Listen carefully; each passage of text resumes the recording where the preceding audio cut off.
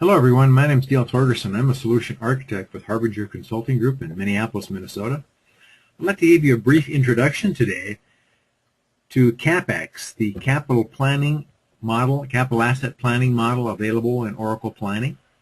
If you enable the Capex planning module, you're going to get a package that's going to allow you to begin planning capital assets very quickly. It's going to give you two dimensions for capital planning, asset class and asset detail, which is really, think of it as capital projects, an account hierarchy tailored for assets, liabilities, expenses, even capital cash flow impacts, a series of web forms including smart lists and menus that are going to support the administration, planning, and analysis tasks, a series of business rules and member formula calculations you're going to be able to use in this process.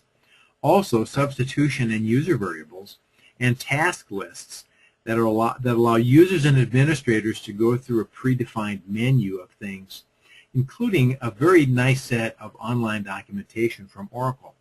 Let me give you a quick demo of what this looks like. Here's a view from Release 11.123.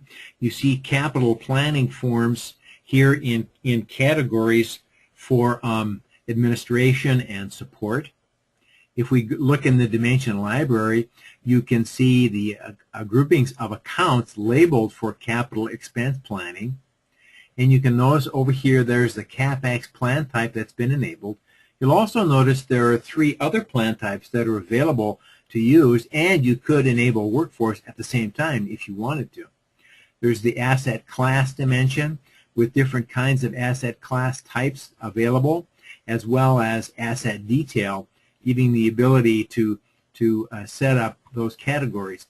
In the calculation manager, we see a variety of business rules set up for things like reconciliation, retirement, transfer, etc., designed for administering this process.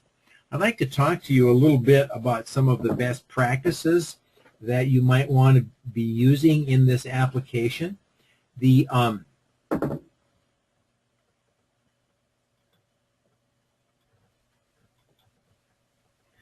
capital project structure that you're currently using is going to have to be enabled in that asset class dimension, and you're going to need to also maybe tailor some calculations in Capex.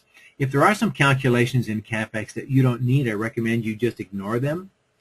I recommend that you use the amortization and depreciation calculations that come along with Capex just in as much as possible.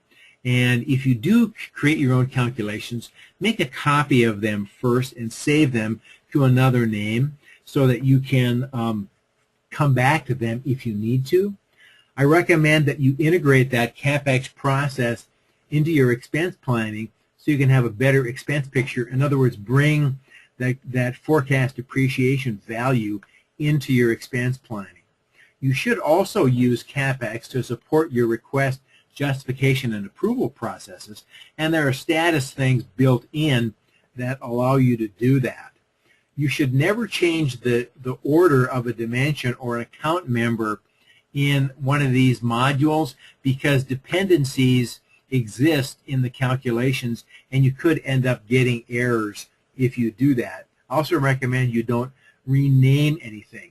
Also, if you're going to upgrade from one version to another one, you should save off any customized calculations or things that you've created like web forms into using LCM offline so that they don't get overwritten when you create the upgrade. In conclusion, I want to remind everyone that Harbinger Consulting Group not only provides consulting support, but educational and development support to its clients. I've had the website and phone number available on the PowerPoint screen throughout this presentation, and I encourage you to contact us if you're interested in any help in those areas. Here's my email address and personal phone number if you'd like to contact me with any questions. Thanks so much for your attention today.